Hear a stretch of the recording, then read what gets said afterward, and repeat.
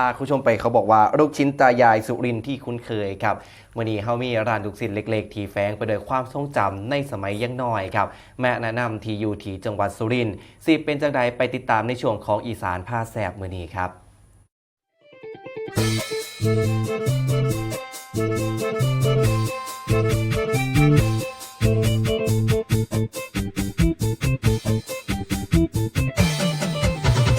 อีสานผ้าแซบแซบอีหลีเด้อ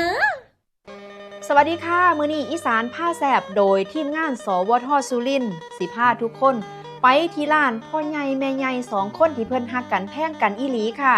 ถ้าจะเว้าฮอดของแสบเมืองสุรินทร์หลายคนก็คงจะนึกถึงร้านลูกชิ้นร้านนี้เพิ่นตั้งอยู่ที่หน้าร้านนางนวลเป็นร้านน้อยๆเบิ่งแล้วก็ธรรมดานี่ล่ะค่ะแต่ว่าแฝงไปด้วยเรื่องเล่าของความสัมพันธ์ที่อบอุ่นของตาและก็ย่ายสองคนที่ซอยกันขายลูกชิ้นขายหมึกย่างและก็ขายใส่กรอกจุดเด่นของร้านของพ่อใหญ่แม่ใหญ่สองคนนี้ก็คือว่าขายมาดนแล้วเป็น10ปีแล้วค่ะพ่อใหญ่แม่ใหญ่สองคนนี่ล่ะค่ะซอยกันขายบ่ว่าแดดสิร้อนปานใดพ่อใหญ่แม่ใหญ่ทั้งสองคนนี่ก็บ่เคยย่อถอยเลยมีทางความขยันมีความอดทนเสน่ห์ของร้านก็คือว่าบ่ได้หรูหราแต่ว่าเป็นการเก็บความทรงจำในสมัยเด็กถึงแม้ว่าร้านสิบ่ได้หรูหราปานใดนะคะแต่ว่าก็เป็นร้านที่เก็บความทรงจำในวัยเด็กน้อยของแต่ละคนเอาไว้เป็นความเรียบง่ายที่ธรรมดาเป็นของดีของสุรินทร์ที่เข้าถึงง่าย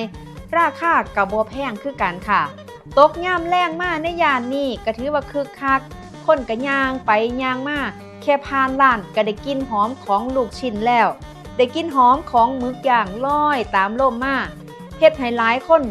ต้องอยากไปชิมนะคะถึงแม้ว่าจะเป็นบรรยากาศเล็กๆแบบนี้แต่ร้านก็เต็มไปด้วยความอบอุ่นและก็จริงใจอีหลีค่ะลูกค้าจะได้เห็นลูกชิ้นปิ้งบนเตาถ่านหอมกรุ่นหมึกอย่างสีทองน้ำตาลกำลังสุกใส่กรอกน้ำจิ้มสูตรโบราณซึ่งสิ่งที่หลายคนกำลังหลงหักร้านนี้บ่แม่นเพียงแค่รสชาติของอาหารแต่ว่าคือน้ำจิ้มสูตรคุณยาย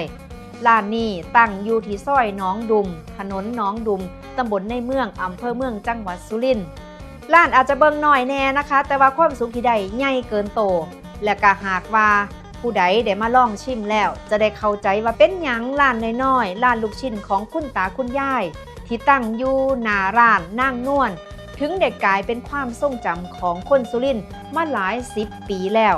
ไปตามหาคำตอบกันเด้อค่ะ